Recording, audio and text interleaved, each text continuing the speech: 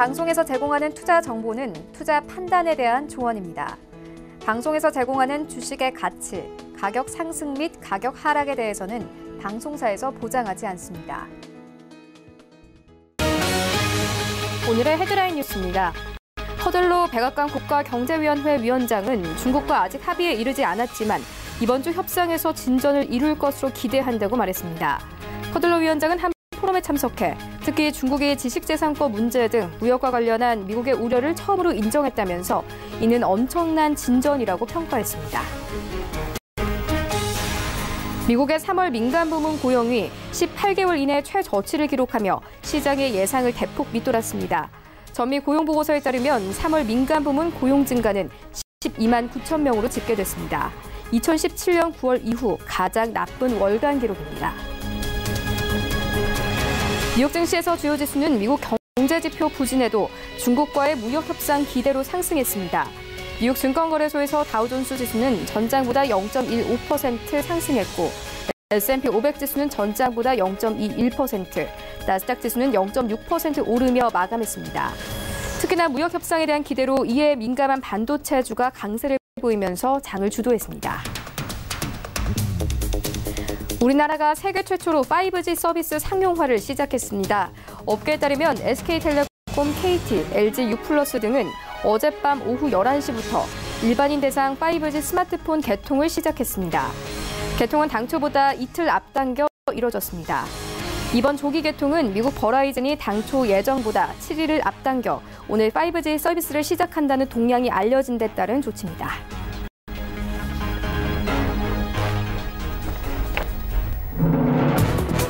여러분 안녕하십니까? 출발 증시와이드 1부 시작합니다. 최희원입니다. 어제 우리 증시 양지수 모두 상승세로 마감이 됐습니다. 코스피는 1% 이상 상승하면서 2200선까지 다시 올랐고요. 코스닥도 마찬가지로 1% 이상 상승하면서 750선 눈앞에 두고 749선에서 마감이 됐습니다. 어제 외국인들과 기관들 동시에 순매수세 나타내기도 했는데요. 시총 상위 종목들을 중점적으로 사들였습니다. 전기전자 업종, 화학업종, 그리고 철강 종목들까지 중점적으로 사들이면서 시장 상승세 이끌었습니다. 어제 시장에서는 미중 무역 협상에 대한 기대감과 함께 아시아 증시가 전반적으로 강세였는데요. 상해 종합지수는 1% 이상 상승을 하면서 마감이 됐습니다. 이런 흐름과 함께 간밤에 뉴욕 증시 3대 지수도 모두 상승세로 마감이 됐는데 이런 시장 소식들 오늘 출발 증시 와이드 1부와 함께 살펴보도록 하겠습니다. 네, 먼저 글로벌 시시각각 시간에는요. 트럼프는 연준 파월 의장을 연이어 비난하고 있습니다. 금리에 대해 계속 불만을 가지고 있다는데 함께 살펴보도록 하고요. 라가르드 IMF 총재가 올해 세계 경제의 70%가 경기 하강을 경험할 것이라고 발언을 했습니다. 이 세계 경제 방향 함께 살펴보도록 하겠습니다. 이어지는 라이브 이슈타임에서는요. 문재인 정부의 세 번째 추경이 이달 안에 국회로 넘어갈 것으로 보입니다. 미세먼지 대책과 일자리 대책이 포함되어 있다는데 시장 영향 함께 살펴보도록 할 테고요. 이어서 중국 정부가 외국 게임사들에게 판호 발급을 시작했습니다. 이 한국 게임사에게도 조만간 시장이 열릴 것이라는 분석 나오고 있는데 함께 살펴보도록 하겠습니다. 출발 증시 와이드 1부 지금 출발합니다.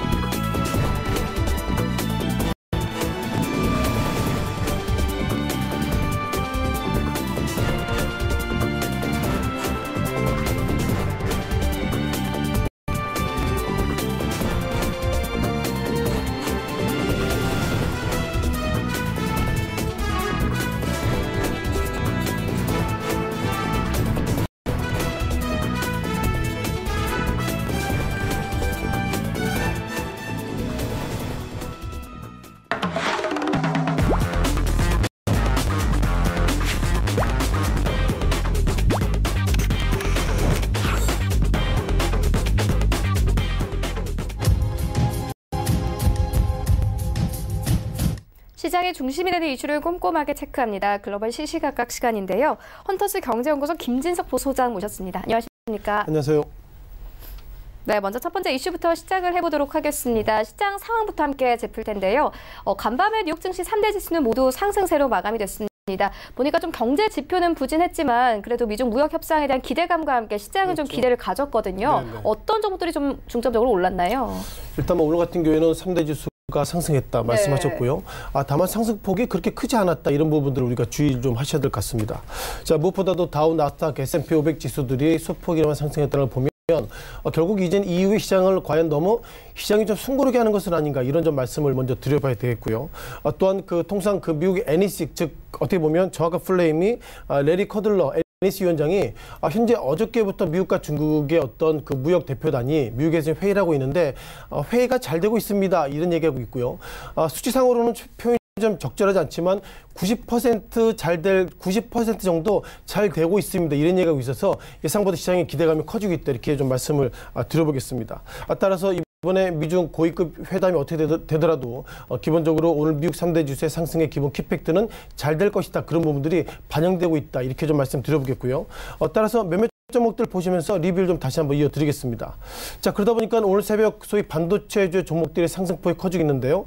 애플 같은 경우에는 약 어떻게 보면 1.33달러, 즉 0.6% 상승 속에서 예상보다 애플의 주가가 지난 2019년도 1월달 142달러, 그리고 최근 들어서는 195달러이기 때문에 현재까지 트렌드를 보면 정확하진 않지만 미중 무역 협상들이 잘 될 것입니다. 그런 기대감이 커지고 있다고 보겠고요.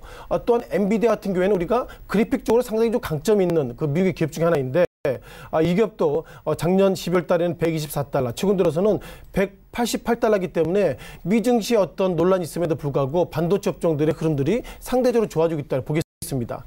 자, 그러면 이 팩트를 좀 보실 것 같은데요. 오늘 같은 경우에는 미국 경제 지표가 부진합니다. 이런 얘기 나오고 있는데 어떤 내용이 있는지 보셔야 할 것 같습니다. 자, 첫 번째 보셔야 될 부분이 ADP, 농업 부분 고용자 수 변화의 부분인데요. 이것이 결국 미국의 고용률이 어떻게 될 것인가 이런 부분인데 눈에 띄는 것들은 지난달에는 197K 그러니까 19만 7천 명이 지난달에 고용의 어떤 흐름들인데 이번에 시장에서 월가에서는 약 18만 명 정도 될 것이다. 그런데 막상 어제 열려보니 12만 9천 명, 그러니까 시장의 기대치보다도 고용률이 예상보다 적어지고 있다. 이런 부분들이 경제지표 부진 이런 단어와 맞물리겠다 보겠고요. 또 하나 PMI 지표를 보셔야 할 것 같습니다. 자, PMI 같은 경우는 우리가 통상 공급관리자 지표라고 그러는데 미국에 있는 소위 키맨 관리자들한테 앞으로 경기가 어떻게 될 것 같냐, 너희는 물량을 얼마 정도 공급했냐 이런 평가인데 여기서 보시면 비제조업 PMI 같은 경우에는 직전은 59.7 그리고 월가에서는 58.1을 받지만 막상 열려보니 56.1이라고 그러면 경제지표가 좀 부진한 것은 아닌가 이런 평가, 그리고 앞서 말씀드렸던 것처럼 고용률이 예상보다 적어지기 때문에 위 팩터와 이 두 가지 팩터를 보면 경제지표는 부진하고 있다. 이런 부분들이 기존 키팩트로 보시면 좋을 것 같고요. 중요한 것은 시장의 전망치에 예상보다 하회되고 있다. 이런 부분들이 오늘 뉴욕 증시는 소폭이나 상승했지만 경제지표가 현재까지는 부진하다. 이렇게 말씀을 드리겠습니다. 네, 실제로 진짜 경제 지표가 좀 부진했습니다. 일단 실업률도 그렇고요. 미국의 3월 서비스업 PMI가 18개월 내 최저치를 기록을 했습니다. 현재 외신에서도 이런 부분들을 좀 중점적으로 다루고 있는데 지표들 계속 따라가 봐야 할 것 같습니다. 이어서 다음 이슈로 옮겨가 보도록 하겠습니다. 트럼프가 연준 파월 의장을 연이어 비난하고 있습니다. 금리에 대해서 계속 불만을 가지고 있는 상황인데요. 소장님께서는 이 둘의 관계 어떻게 보십니까? 일단 좀 약간 좀 의외의 모습을 가지고 있고요. 네. 아신 것처럼 파월 의장은 기존에 제니 앨런 의장 이후에 트럼프 대통령이 제니 앨런 의장은 상당히 부정적으로 얘기했는데 제롬 파월 의장에 대한 평가를 상당히 긍정적으로 했습니다. 물론 인명권자의 생각은 다르지만 작년 2월이죠. 상당히 취임했을 때는 상당히 믿을 만한 인물이다. 이런 평가가 있는데 최근 들어서 부정적인 노이즈에 대한 평가가 많이 나오고 있어서 참 어떻게 보면 파월 의장 지금 화면에 보시겠지만 이후에는 지금 트럼프 대통령 나오고 있는데요. 예상보다 인명권자가 저렇게 부정적 시그널을 하고 있다는 거 보면 파월 의장이 어떻게 보면 자리에 앉아 있어도 지금 가시방석이다. 이렇게 좀 말씀을 들어볼 필요는 같고요. 네. 자, 파월 의장은 어떻게 보면 경제학 박사가 아닙니다. 즉 어떻게 보면 변호사죠. 변호사면 상당히 경제학자보다는 이렇게 좀 정무적인 판단이 상당히 높을 텐데 자, 그럼에도 불구하고 트럼프 대통령과 어쨌든 각을 세우고 있다. 이런 부분들이 최근 들어 상당히 좀 노이즈의 모습을 보이고 있는 것 같고요. 중요한 것은 아직까지 정확하게 얘기하고 있지 않습니다만 앞서 말씀하셨던 것처럼 기사를 보면 트럼프 트럼프 대통령이 파월 의장을 향해서 내가 억지로 데리고 있다. 이런 얘기는 결국 나가달라 이런 어떤 반어적인 표현인지 몰라도 중요한 것은 어떤 미국의 대통령이 경제 대통령인 파월 의장을 향해서 그런 얘기하고 있다는 것 자체가 상당히 미국의 어떤 정치와 경제가 상당히 좀 불협화음이 있다 이렇게 보시는 것이 가장 적정한 판단이 아닌 것 같고요. 중요한 것은 이와 관련돼서 연준 입장에서는 트럼프 대통령이 저런 얘기 했다 하더라도 아직까지 확인할 수 없다 이런 얘기하고 있다는 것 자체가 그것은 결국 사실이다 이렇게 보시면 좋겠습니다.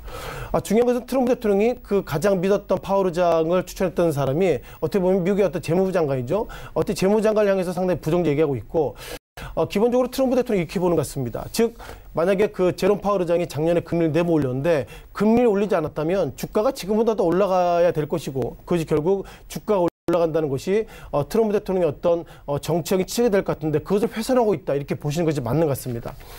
잠깐 좀 화면을 보시면서 다우지수의 작년의 모습을 좀 보실 것 같은데요. 2018년도 우리가 정확하게는 2017년도부터 보실 것 같은데요. 자, 2016년도 11월 달의 모습을 보면 이때 다우지수의 모습이 18,000선 그리고 작년 말 같은 2017년도 말 같은 경우에는 뭐 24,000선을 돌파했고요.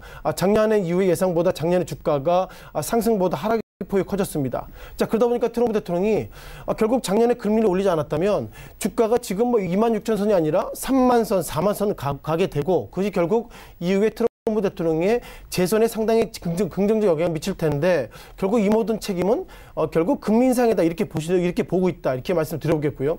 자, 그럼 트럼프 대통령이 왜 이렇게 보시는지 이걸 좀 보실 것 같습니다. 이게 좀 보시기가 좀 약간 좀 어려우실 텐데요. 이 빨간색 라인이 금리에 대한 부분이고요. 이 부분들이 다우지수 모습입니다. 눈에 띄는 것들은 2009년부터 2013년, 2014년, 2016년까지 금리가 큰 변동이 없었습니다. 다만 2016년도 이후에 정확하게는 2017년도, 2018년도 이후에 금리를 정확하게 뭐 작년부터 금리 올렸기 때문에 어쩌면 이렇게 금리가 올렸기 때문에 결국 다우지수가 보시는 것처럼 소폭이나마 2017년도 하반부터 밀렸다는 거 보면 결국 금리 인상을 했기 때문에 미국의 지수가 하락하고 있다. 이런 어떤 데이터의 모습을 보이고 있어서 결국 트럼프 대통령이 제가 보시는 것처럼 이런 화면을 보시면서 금리가 지금 현재 수준이 아니라 즉 2017년도 선까지 금리가 내려가게 된다면 결국 다우지수는 지금보다 더 오를 것이다. 그런 어떤 기계적인 논리 속에서 제롬 파월 의장을 상당히 부정적으로 얘기하고 있다 보겠고요. 따라서 이유에 대한 방향성에 대한 고민을 가지고 있습니다. 결국 제롬 파월이 뭐 작년에는 금리를 대면 올렸지만 올해는 금리를 올린다기보다 상당히 좀 인내심이라는 표현을 쓰고 있는데 어쩌면 제롬 파월 의장이 트럼프 대통령이 저런 압박 속에서 만약에 금리를 내리게 된다면 이젠 미국의 어떤 연준의 그 정책적인 즉 독립성에 상당히 의문이 있어서 결국 제롬 파월 의장이 앞으로 금리를 올려도 또한 앞으로 금리를 내려도 예상보다 연준이 어떤 독립성은 상당히 문제가 있다 말씀 드려보겠고요. 정리해 보면 금리 관련돼서 이렇게 트럼프 대통령이 개입하고 있다. 그것만으로도 금리 정책의 불확실성이 커지고 있다라고 말씀을 드리겠습니다. 그런데 보니까 이 파월 연준 의장을 경질하고 케빈 호시 전 연준 이사를 지명하는 방안까지 검토를 했다 이렇게 나오더라고요. 그런데 이 실행으로 옮기지 않은 이유나 배경에 대해서는 정확하게 언급이 나오지 않았어요. 그 이유 개인적인 의견 궁금합니다. 일단 뭐 저 기사를 좀 찾아봤습니다. 뭐 트럼프 대통령의 어떤 평가하기엔 좀 조심스러운 부분이 있고요. 기사를 보니까는 악시오스라고 온라인 매체죠. 온라인 매체가 어떤 얘기냐면 작년에 미국의 어떤 주가 하락할 때 어떻게 보면 제롬 파월 말고 또 다른 인물 워시라는 인물인데요. 이 인물이 그 부시 대통령의 어떤 보좌관이라는 인물인데 중요한 것은 그 제롬 파월 의장이 작년 2월 그러니까 지금 뭐 1년 2개월 정도밖에 안 되는데요. 기본적으로 그 경제에 대한 정책들은 연준 의장이 결정되면 4년 동안 독립성을 가지고 본인의 색깔에 따라 쭉 이끌어가야 되는데 결국 주가가 밀릴 때 이렇게 또 다른 인물 그러니까 이 인물이 실은 트럼프 대통령이 제롬 파월 의장을 뽑을까 아니면 이 사람 뽑을까 그런 고민 중에 하나 인물 중에 하나가 결국 파월 의장 뽑았는데 눈에 띄는 것들은 파월 의장을 뽑았을 때 기본적인 추천인이 기사 내용을 보면 결국 무너진비 재무장관인데요. 그러다 보니까 트럼프 대통령은 어떻게 보면 본인의 책임임에도 불구하고 기본적으로 그 무너진비 재무장관이 파월 의장을 추천해서 내가 엉뚱한 사람 뽑아서 내가 이것이 맞나 이런 어떤 고민했던 시기에 매체가 결국 워시라는 인물 얘기하고 있다는 것 자체가 제롬 파월 의장을 좀 흠집내기인 것 같고요. 중요한 것은 어떻게 보면 연준의 어떤 독립성을 위해서 결정이 되면 이렇게 되든 저렇게 되든 연준의 어떤 임기를 최소한 보장해 주는 것이 트럼프 대통령의 몫이라고 생각이 되는데 이렇게 흠집내기를 하고 있다면 결국 제롬 파월 의장이 본의 아니게 금리를 인하로 갈 수 있는 정무적인 고민도 할 수 있다라고 좀 말씀을 좀 드려보겠습니다. 네, 알겠습니다. 이렇게 금리 이야기가 나오는 것 자체가 현재 경기 둔화에 대한 이슈 때문이겠죠. 어제 라가르트 IMF 총재가 올해 세계 경제 70%가 경기 하강을 경험할 것이다. 이렇게 밝혔습니다. 앞으로의 경기 침체 가능성을 좀 열어두고 있는 셈인데요. 앞으로의 경기는 어떻게 흘러가게 될까요? 일단 뭐 IMF나 그 많은 소위 그 S&P나 그 여러 가지 기관들이 했던 얘기가 뭐냐면요. 작년보다 안 좋을 것입니다. 이런 얘기를 그동안 무시했습니다. 다만 주식하시는 분들은 결국 희망을, 즉 상승을 좀 보기 때문에 그래도 상승할 거야 이런 얘기하고 있는데 보시는 것처럼 저 인물 그 리카르도 IMF 총재가 뭐 몇몇 총재들이 똑같은 얘기했죠. 결국 그 세계 경제는 안 좋을 것입니다. 이런 시그널을 계속 던졌는데 우리가 그것을 안 믿고 있다. 이런 부분들이 가장 문제인 것 같고요. 중요한 것은 리카르도 IMF 총재는 이런 얘기했습니다. 뭐 앞서 말씀드렸던 것처럼 작년보다 경제가 70% 이상 안 좋을 것입니다. 이런 얘기가 있는데 과연 100%가 뭔지 몰라도 중요한 것은 안 좋을 수 있다. 이런 부분들이 가장 눈에 띄는 부분인 것 같고요. IMF는 그동안 세계 경제에 대한 코멘트를 이렇게 얘기했습니다. 즉 좋아지고 있다, 나빠지고 있다 이런 얘기를 안 하고 세계 경제가 어두워지고 있습니다. 이런 어떤 부정적인 코멘트를 했던 중요 인물 중에 하나가 IMF 총재이다. 이렇게 좀 말씀을 드려보겠습니다. 중요한 것은 몇몇 팩트가 있는데요. 자, 그러면 70% 이상 안 좋아지고 있다는데 그 근거가 뭐냐? 이런 질문에 어떤 얘기냐면 조건부입니다. 즉 미국과 중국의 어떤 무역 전쟁이 물론 그 어저께까지 그 어떻게 보면 NEC 위원장은 좋아질 수 있다 얘기하고 있지만 만약에 미국과 중국의 무역 전쟁 속에서 고관세 그러니까 25% 부각이 된다면 미국은 최대한 GDP가 0.06% 그리고 중국은 최대한 1.5% 정도 떨어질 것입니다. 이런 얘기하고 있고요. 좀 이렇게 맞물려서 중국 같은 경우에는 현재 IMF 어떻게 보면 올해 성장률을 예상보다 6.2% 전후로 보고 있다는 걸 보면 예상보다 작년보다 올해가 미국과 중국의 무역 전쟁을 통해서 안 좋을 수 있습니다. 이런 어떤 시그널을 확고하게 하고 있는데 시장이 전혀 안 믿고 있다. 이런 부분 자체가 상당히 우려가 있다 보겠고요. 자, 그럼 결국 국내 증시로 돌아와야 될 것 같습니다. 통상 통계청이 그 1년 그 매달 얘기하고 있죠. 산업 동향 보고를 얘기하고 있는데요. 이 부분들이 상당히 의미 있는 부분이 있어서 말씀을 좀 드려보겠습니다. 통상 그 경기 동행 관련돼서 우리가 동행지수 그리고 선행지수라는 표현을 쓰고 있는데요. 동행지수의 표현은 이렇게 적절하면 좋을 것 같습니다. 즉 현재 트렌드를 우리가 동행지수라고 보고 있는데 자, 눈에 띄는 것들은 이 부분인데요. 2018년도 98.7 이후에 예상보다 좀 밀리고 있습니다. 이 밀리고 있는 부분들이 동행, 그러니까 매달 경기가 안 좋을 것입니다. 이런 평가가 있는데 현재까지 동행지수가 1970년 그 통계 작성 이후에 처음으로 동행 그리고 선행지수가 9개월 연속 떨어지고 있다고 말씀 드려보겠고요. 중요한 것은 이렇게 좀 약간 다른 부분들이 결국 한국 경기가 불안했을 때 모습인데 이 부분들 그리고 아직까지 여기에 이런 똑같은 색깔로 내놓고 있지 않지만 통계상의 데이터를 보면 현재 우리는 불황 속에 들어서고 있다로 보시면 좋을 것 같고요. 다만 아직까지 뭐 통계청이 이런 색깔 여기에 놓지 못했지만 어쩌면 3월달부터는 이런 어떤 경기 어떤 하강의 색깔이 좀 그려지지 않을까 이런 좀 고민스러운 말씀 드려보겠습니다. 지금까지 뭐 동행 현재까지 스탠스를 말씀드려봤는데요. 자, 선행지수에 대한 말씀을 드려보겠습니다. 선행지수라는 개념은 앞으로입니다. 즉 앞으로 3개월 그러니까 지금 4월달이기 때문에 앞으로 2019년도 6월달, 7월달, 8월달은 어떨 것 같습니까? 그런 선행지수 데이터인데 이 데이터도 9개월 연속 약세를 보이고 있습니다. 그러니까 동행지수도 부정적이고 선행지수도 이렇게 부정적이라면 결국 우리 경제가 현재 정부가 공식적인 발표를 하고 있지 않지만 동행지수와 선행지수의 대표로 어떤 데이터를 보면 이제 우리는 침체로 들어서고 있다. 이런 어떤 통계청의 데이터를 통해서 약간 완곡하게 좀 말씀을 좀 드려봤습니다. 네, 이런 경제 지표에 이어서요. 오늘 발표된 이 지수에 따르면은 2월 경상 수지는 36억 달러로 흑자를 냈다고 합니다. 이 상품 수지는 4년 7개월 내 최소치라고 하는데 보니까 이 55개월 만에 최소라고 합니다. 이렇게 현재 경제 지표가 계속 안 좋은 상황인데요. 그래도 중국 측에서는 좀 경기 부양책 내놓으면서 현재 좀 시장에서는 그래도 영향이 있거든요. 우리도 뭐 추경 같은 거를 하면서 어쨌든 간에 시도를 하고 있는데 그렇다면 경제가 조금 더 지금보다 나아질 수 있을까요? 일단 뭐 중국 같은 경우에는 많은 분들이 중국 상하이 지수가 어제도 뭐 3,216선 그러니까 2019년도 1월 달에 2,400선에서 3,200이기 때문에 보시는 것처럼 엄청 급등했던 건 사실입니다. 물론 가운데서는 부정적인 이슈가 있었죠. 앞서 강조드렸던 것처럼 미국과 중국의 무역전쟁 이런 이슈 속에서 중국 정부가 했던 얘기가 뭐냐면요. 그만큼 시장에 돈을 많이 풀었습니다. 즉 앞으로 경제는 어떨지 몰라도 당장 시장에 대한 돈을 많이 풀었고 지금 한국 같은 경우에도 어떻게 보면 미세먼지나 또한 고용부나 이런 통해서 추경을 발생했는데 추경이라는 단어를 강조드리면 제가 가끔 말씀드리겠지만 한국은행에서 지금 현금 서비스를 받는 겁니다. 즉 앞으로 시장은 어떻게 될지 모르더라도 당장 시장이 어렵기 때문에 은행에서 현금 서비스를 받게 되는데요. 현금 서비스를 통해서 시장이 당장 좋아질지라도 중요한 것은 현금 서비스는 빠르면 한 달, 길으면 2달, 3달 통해서 현금 서비스의 어떤 그 비용을 좀 갚아야 되기 때문에 이렇게 추경을 많이 쓴다. 그것은 결국 단기적으로 시장이 좀 반짝할지 몰라도 길게 보면 그만큼 현금 서비스의 빚이 커지기 때문에 추경이 나고 있다. 그만큼 경기가 어려워지고 있다. 이렇게 일관적인 말씀을 드려보겠습니다.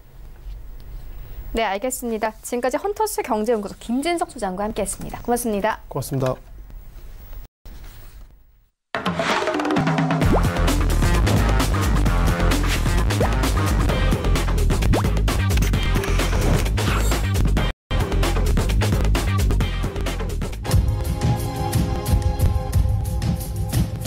네, 이번에는 국내 시장 쟁점 함께 분석해 보도록 하겠습니다. 라이브 이슈 타임인데요. SK증권 영업부 PIB센터 이재광 이사 화상으로 연결되어 있습니다. 안녕하십니까? 네, 안녕하십니까? 네, 이사님 오늘장 분위기 어떻게 보고 계십니까? 네, 오늘이 4월 4일입니다. 목요일인데요. 이제 4월의 첫 번째 주 주중반을 막 넘어서고 있습니다.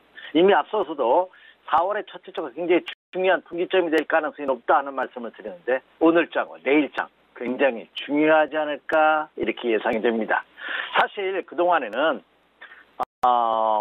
추세가 이탈한 것은 아니지만 상단의 저항도 만만치 않은 그런 모습을 보이면서 어떤 박스권 틀에 갇혀져 있다 하는 말씀을 드렸는데 이제 그 박스권을 탈출할 가능성이 높아지고 있지 않나 생각이 됩니다. 자, 오늘의 투자 전략과 매매 전략을 말씀드리면서 오늘은 제가 좋아하는 시조 한번 여러분에게 소개해드리고자 합니다. 자, 까마귀 검따여 백로에 웃지 마라. 거치 검은들 속조차 검을 쏘냐.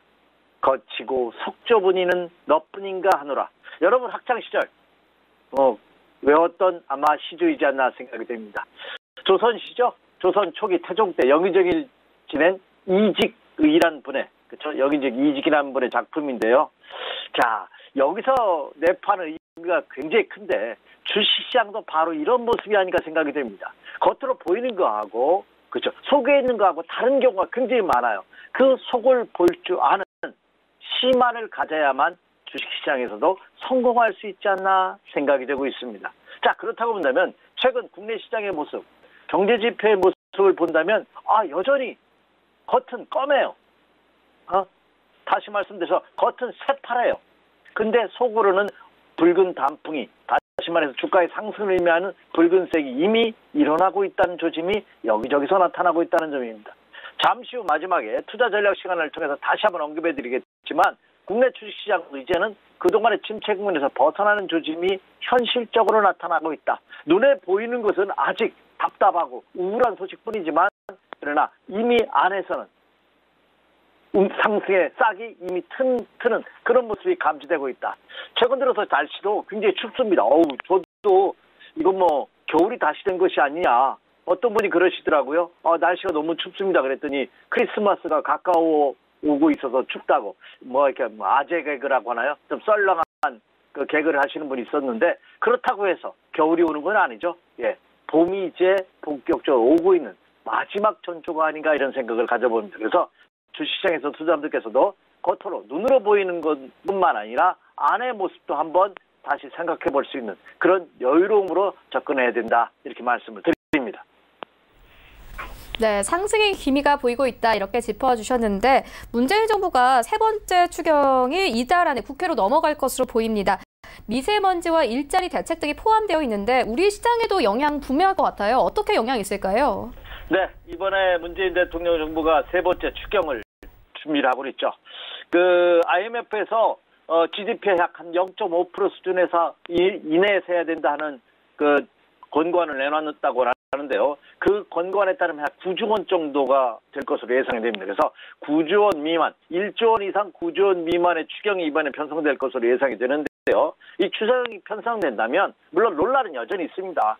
부채가 급증하고 있는 상태에서 이거 내실을 기하려고 하는 것이 아니라 무슨 표풀림 정책이 아니냐 이런 정치권의 논란이 있습니다만 그것은 뒤로 하고 그거는 저희 분야가 아니죠. 저희는 주식시장 경제 분야에 포커스를 맞춘다면 주식시장에는 역시 긍정적으로 화답할 가능성이 굉장히 높지 않을까 이렇게 예상이 됩니다. 예비 타당성 조사를 개편한다고 합니다. 그 개편에 따른 우려감을 해소시키는 차원에서 이번에는 비수도권 비중을 더 상향 조정하는 등 해소에 최선을 다한다고 정부가 발표하고 있는데요. 근로기준법과 그리고 최저임금법을 이번 달 안에 국회에서 통과됐으면 좋겠다. 그래야지만 이 추경도 본격적인 탄력을 받을 것이다 하는 것이 정부 관계자의 전언이라고 본다면 과연 국회에서 어떤 협상 결과 대책을 내놓을지 다시 한번 이제 귀추가 주목이 되는 그런 모습입니다. 자, 그런데 우리가 궁금한 것은 과연 이번에 3차 추경으로 인해서 주식시장에 어떤 호재가 되며 그 관련주에는 어떤 종목과 업종의 수혜가 예상되는지 투자자들이 가장 궁금한 사항이 아닌가 생각이 됩니다. 말씀해 주신 바가 우리 최 앵커께서 아주 좋은 말씀을 해주셨는데 미세먼지 예산에 1조 원 이상이 투입될 가능성이 굉장히 높아지고 있죠. 미세먼지가 이제 국가 재난으로 선포한 그런 모습입니다. 자, 그렇게 된다면 이 미세먼지 관련 청정기라든지 마스크 이런 것뿐만 아니라 국가 재난으로 규정을 한다면 재난 및 안전관리 기본법 그렇죠? 이 관련된 관련 업종들도 부각될 가능성이 굉장히 크지 않을까 이렇게 생각이 됩니다. 다시 말해서 지진이라든지 태풍이라든지 이렇게 관련해서 SOC 투자 관련 일부 기자재 업종들, 지진 관련주들, 소방 화재 관련해 가지고 관련주들 이런 국가 안전 그리고 재난 관련된 종목군들이 동반 상승할 가능성도 굉장히 크지 않을까 이렇게 예상이 됩니다. 그리고 추계의 가장 큰 목적은 뭐죠? 경기 활성화입니다. 침체되고 있는 경기를 살리겠다는 것이 정부의 강력한 의지가 아닌가 생각이 되고 돈을 풀어서 살리겠다는 거죠. 그렇게 된다면 정부가 추진하고 있는 수출과 투자, 활력 재고 지원, 그리고 주력 산업과 신사업 지원 이런 관련 업종들이 수혜가 크게 예상되고 있잖아. 수출 관련주라면 대한민국을 이끌고 있는 반도체, 자동차, 조선, 철강 이런 종목이 되겠죠. 전일장에서도 이들 종목군들이 움직이는 모습이 나타났습니다. 이런 관련주라든지 또 주력 산업과 신사업 같은 이번에 규제 완화 프로그램이 시행되고 있죠. 그래서 일부 어려움을 겪고 있는 제약과 바이오 업체들 그리고 첨단 로봇 산업 이런 종목군들에도 정부의 지원이 적극적으로 일어날 가능성이 크지 않을까. 그렇게 된다면 이번 추경 예산 편성으로 인해서 침체된 경기의 활력이 일어날 가능성은 굉장히 크지 않을까. 그래서 이 추경 편성과 관련된 미세먼지 재난 관련주들 그리고 기존 전통 투자 관련주들 그리고 신사업 관련주는 투자자분들께서 한번 눈여겨볼 필요가 있겠다 이렇게 말씀을 드립니다. 네, 알겠습니다. 이어서 다음 이슈로 옮겨가 보도록 하겠습니다. 중국 정부가 외국 게임사들에게 판호 발급을 시작을 했습니다. 최근에 큰 폭으로 빠졌던 게임주들이 이와 함께 현재 상승세에 나타나고 있는데요. 이사님께서는 어떻게 보십니까? 네, 지금 이제 이 사드 피해로 인해서 엄청난 타격을 국내 대기업뿐만 아니라 중소기업 업체들 엄청나게 겪고 있는데요. 이 사드 완화 조짐이 여기저기서 나타나고 있는데 이 게임 업종에도 나타나고 있는 것이 아니냐 하는 진단이 이제 서서히 나오고 있습니다. 그게 무슨 말이냐면 중국이 외국계 게임사들한테 판호를 내주고 있다고 합니다. 이 판호라는 것은 중국에서 서비스를 할 수 있는 허가를 중국말로 판호라고 하거든요. 그래서 중국이 외국 게임사의 판호를 발급을 시작한다고 하면 국내 게임 업체도 그렇죠. 그동안의 침체에서 벗어날 수 있는 서광에 비치지 않은 기대감이 한층 더 부풀고 있는 그런 모습입니다. 대부분 지금 중국 게임 시장은요. 유럽계와 일본계 회사들이 장악하고 있습니다. 과연 한국 게임사도 과연 거기서 이번 중국의 판호 개방으로 해서 서비스를 받지 않을까 하는 기대감이 들고 있다는 거죠. 그래서 전일장에서도 보면 펄어비스라든지 넷마블, NHN 엔터테인먼트가 3%에서 5%까지 크게 상승하는 그런 모습을 보였고 NC소프트도 1%대 이상의 큰 상승률을 보인 것이 어제장에서 현실적으로 나타나고 있습니다. 자, 그런데 중요한 것은 이 중국 이 친구들이 대한민국을 조금 우습게 보는 것은 사실입니다. 그죠? 겉으로는 뭐 완화해줄까 뭐 이런 소식을 내면서도 진짜 실질적으로 담당자라든지 실물 경기 산업에 가면은 아주 뭔가 표리부동한 뭔가 껄꺽지근했던 그런 모습이 여기저기서 나타나고 있거든요. 따라서 이번 이 게임 판호 발급 시작도 국내 게임업 중에 실질적으로 과연 개방을 해주는지 이거 한번 체크해 보실 필요가 있습니다. 외국계 게임사들은 해줘도 우리나라 게임사들한테는 그렇죠? 쉽게 판호를 발급하지 않을 것이다 하는 일부 전문가들 의견도 나오고 있기 때문에 그 점을 한번 염두에 주십시오 하는 이걸 체크하면서 그 판호 개방했다는 관련 업종에 대한 기대감을 부푸는 것이 사실이다 이렇게 말씀을 드립니다. 그리고 국내 게임 업체도 다른 업종과 마찬가지로 가격적으로 엄청나게 빠져 있는 상태입니다. 쌉니다. 쉽게 말해서. 가격적인 메리트가 크다는 점은 매력이 같이 있는 것이 아니냐. 그래서 일본, 중국 판호 개방으로 인해 발급 시작으로 인해서 펄어비스라든지 웹젠, 리메이드, NHN 엔터테인먼트, 룸투 코리아 이런 게임 업종에는 수혜가 예상되고 있지 않냐 하는 의견들이 제출되고 있습니다. 다만 투자자분들께서는 제가 말씀드렸다시피 과연 실질적으로 국내 게임 업체의 서비스를 개방해 주는지 여부 이 시기를 한번 조율하시면서 매매 전략을 같이 한번 세워보시기 바랍니다.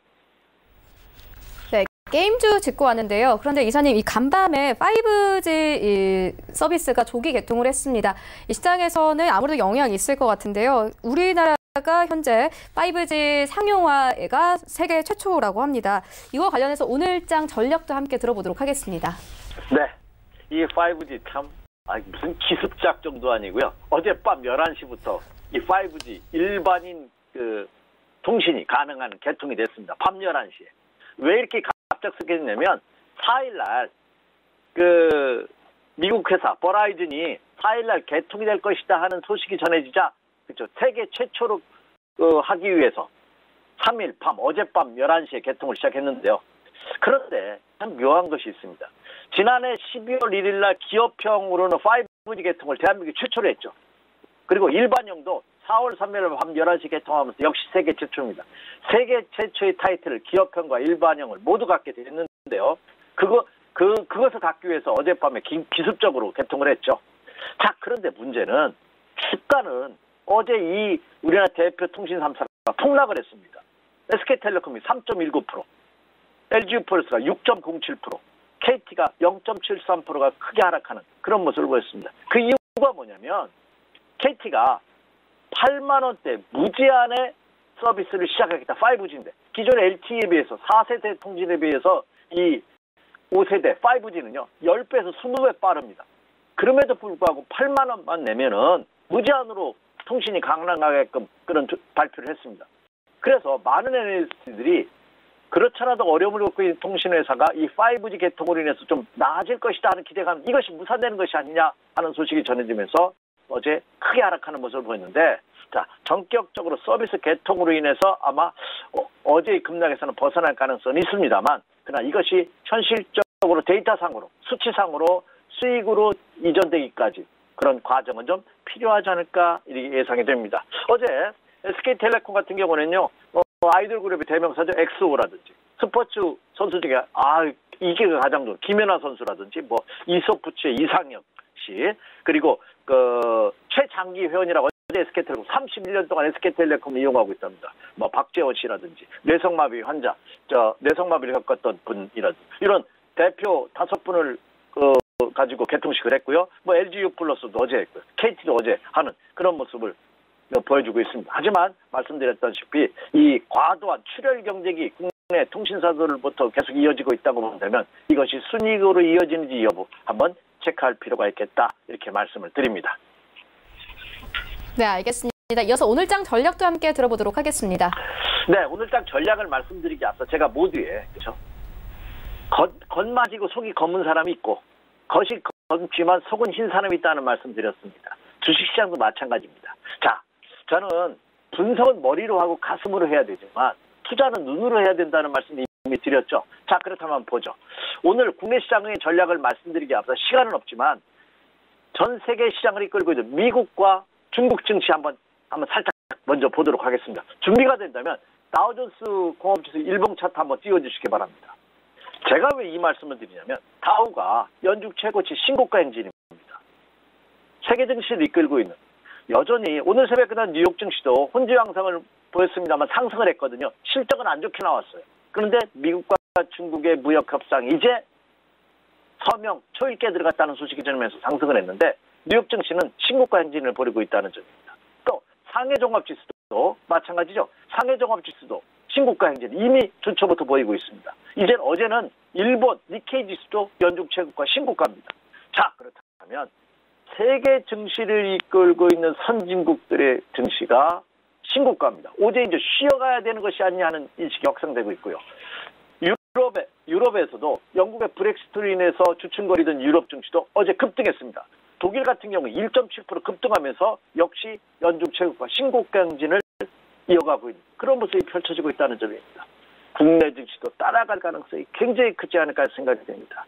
자, 여전히 국내 시장은 경제 지표에 대한 불안감, 기업 실적에 대한 불확실성. 이제 다음 주면 삼성전자 실적이 발표될 텐데요. 1사분기. 과연 1사분기 삼성 실적이 겁납니다. 저도. 근데 아무리 악재라 하더라도 그 악재가 발표되는 시점 주가가 바닥일 국면이 없다고 본다면 삼성전자 실적 알파 발표한 이후에는 국내 증시도 전환의 가능성이 크지 않을까 이렇게 예상이 됩니다. 그래서 국내 시장도 여전히 불안하지만은 세계 증시 상승 대열에 동반 상승할 가능성이 굉장히 크다는 점. 그리고 주춤거리던 외국인 투자가들이 다시 매수에 가담하고 있다는 점. 여기에다가 어제장에서는 국내 기관도 외국인의 매수에 힘입어서 같이 동반 매수를 했다는 점을 감안해 본다면 국내 증시 상승 가능성 굉장히 높지 않을까 이렇게 예상이 됩니다. 그래서 어제장에서도 국내 증시가 모처럼 활발한 상승세를 보였죠. 어제 종합지수가 상승하면서 2200포인트를 돌파하는 거래소 시장으로 제가 이 시간을 통해서 2300포인트 돌파 여부가 문제다는 말씀 드렸습니다. 그렇다면 오늘과 체크할 사항은 뭐냐? 과연 이 증시가 2300포인트를 돌파할 가능성이 있느냐를 한번 체크해 보실 필요가 있겠다 생각이 듭니다. 왜냐? 오늘과 내일 이틀 동안 2300포인트가 돌파될 가능성은 없거든요. 하지만 돌파될 가능성을 한번 체크해보는 오늘장과 내일장의 포커스를 맞춰주시기 바랍니다. 이렇게 말씀을 드립니다. 자, 오늘 체크포인트 먼저 살펴드리죠. 먼저 원달러 환율 동향입니다. 이거는 1000번을 얘기해도 부족함이 없습니다. 어제 하락을 했어요. 제가 원하는 대로. 2원 10전이 하락한 1134원 30전입니다. 그래도 1130원대예요. 오늘 뉴욕 증시에서 달러가 약세를 보였습니다. 그렇다면 원달러 환율도 하락할 가능성이 높죠. 과연 이게 안정화되는지 여부 체크해 주시기 바랍니다라는 말씀 드리고요. 어제 거래량이 모처럼 증가했죠. 거래량이 제가 원하는 거래량은 아닙니다만 3억 5,800만 주. 오늘 3억 5,800만 이상이 돼야 됩니다. 거래량이 3억 5,800만 주 이상이 되는지 5억 주 정도 되면 두말할 나위 없이 좋죠. 좀 더 자신감을 가지고 좋습니다. 거래량이 어제보다 증가하는 점을 체크해 주시기 바라고요. 그리고 미국과 북한, 미국과 중국 변수 있나 체크하는 건 그건 불문율이고요. 계속 체크해 주시기 바라고요. 또 영국 과연 12일까지 하원에서 합의안을 통과시켜 주느냐 여부 계속해서 브렉시트 관련해서는 체크해 주시기 바랍니다. 그리고 체크포인트 여전히 염두에 두시기 바라고요. 자, 이제 결론입니다. 이미 말씀드렸다시피 주초에도 말씀드렸어요. 금주는 반등면이다. 이 반등이 상승으로 반전되는지 여부가 오늘 내일 결정될 가능성이 높습니다. 그래서 오늘도 지수는 상승의 가능성이 굉장히 높습니다. 어제 급등했기 때문에 오늘 상승한다면 단기 차익 실현 매물이 나오겠죠. 그래서 아침 시초가 갭상승 출발한다면 추격해서 매수할 필요는 없겠습니다만 눌림목을 이용한 매수 전략은 가능하겠고 보유하고 계신 주식은요. 단기 매매 전략을 오늘은 배제하시기 바랍니다. 가지고 가면서 상승 전환을 하는지 여부 체크해 볼 필요가 있겠다 이렇게 말씀드립니다. 다시 말씀드리자면 제가 말씀드렸던 2300포인트를 돌파하지 못한다 하더라도 돌파 가능성이 있다고 한다면 매수 배팅을 보이셔도 좋겠고 저는 돌파 가능성이 있지 않을까 하는데 조금 무게 비중을 실어두고 있습니다. 오늘장과 내일장에서 확연히 나타날 가능성이 높다면 다음 주 이 시간을 통해서 여러분에게 제가 더 정확한 전략을 드릴 수 있지 않나 이렇게 예상이 됩니다. 자, 그렇다면 오늘 매수하고자 하시는 분이라면 어떤 종목을 매수해야 되느냐? 이것도 재밌습니다. 지급장은 어떤 주저도가 있는 것이 아니라 과대 낙폭돼 있는 종목군들이 장을 이끌어갈 가능성이 굉장히 큽니다. 그래서 낙폭 과대된 반도체라든지 철강, 조선, 건설, 그리고 금융주 이들 종목군들로 한번 눈여겨보셔도 좋지 않을까 이렇게 예상이 됩니다. 이상입니다. 네, 알겠습니다. 브렉시트와 관련해서는 이 아침에 영국 하원에서 노딜 브렉시트 방지 법안이 통과됐다는 소식이 있었습니다. 앞으로 이 상원의 통과 여부를 좀 확인해야 할 것 같습니다. 관련된 소식 들어오는 대로 다시 라이브 이슈타임에서 다뤄보도록 하겠습니다. 네, 지금까지 SK증권여부 PIB센터 이재강 이사와 함께했습니다. 고맙습니다. 네, 감사합니다. 네, 1부는 여기서 모두 마치도록 하고요. 잠시 후 2부에서는 전문가들과 함께하는 종목 라이브쇼, 라이브 매매타임이 이어집니다. 여기 더해서 오늘 장에서 이슈몰이를 하고 있는 특징주까지 꼼꼼하게 살펴봐 드리겠습니다. 채널 고정해 주시고요. 저희는 잠시 후 2부로 다시 찾아오도록 하겠습니다.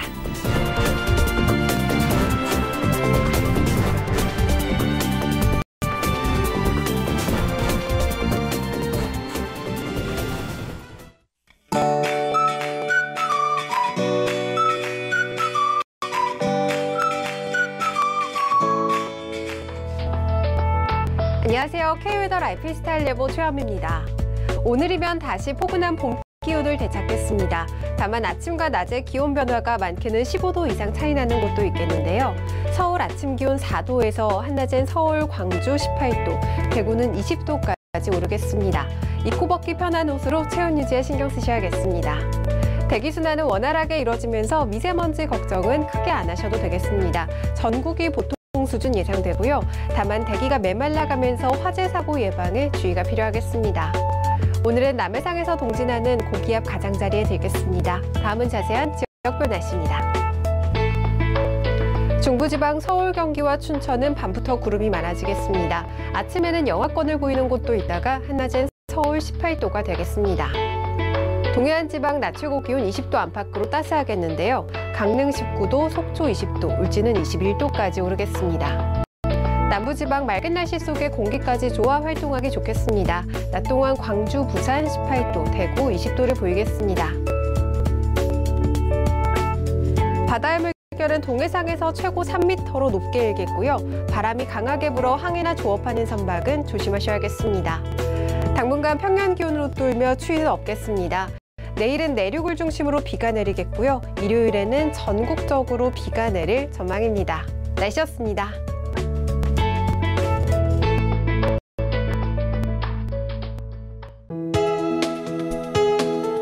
본 방송에서 제공하는 투자 정보는 투자 판단에 대한 조언입니다.